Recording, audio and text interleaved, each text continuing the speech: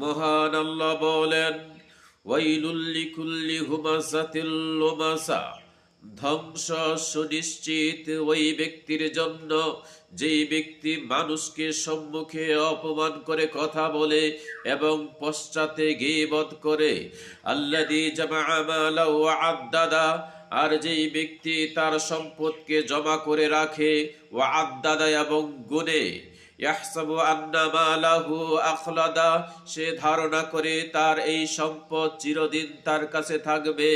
কাল্লা, কখনো নয়। লায়ুমবাযান্না ফিল হুতামা, অবশ্যই অবশ্যই তাকে নিক্ষেপ করা হবে হুতামাতে। ওয়ামা আদরাকা মাল হুতামা, হে মুহাম্মদ সাল্লাল্লাহু আলাইহি ওয়াসাল্লাম, তুমি কি জানো হুতামা কি?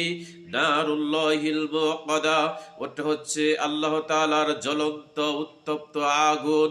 আল্লাতী তাত্তালিউ আলাল আফইদা, যে আগুন অন্তর পর্যন্ত পুড়ে দেবে। ইন্নাহা আলাইহিম মুসাদা, নিশ্চয়ই জাহান্নাম তাদেরকে বেষ্টন করে রাখবে। ফি আমাদিম মুমাদ্দাদা, লম্বা লম্বা খুঁটিতে। বন্ধুগণ, আমরা সকলেই যেন জাহান্নামের আগুন থেকে বাঁচতে পারি। সেই জাহান্নামের আগুন থেকে বাঁচার জন্য আল্লাহ তাআলার কাছে পানা চাইতে হবে এবং কিছু সৎ আমল করতে হবে। আল্লাহ তাআলা আমাদের সুযোগ দান করুন। আমিন। আসসালামু আলাইকুম ওয়া রাহমাতুল্লাহ।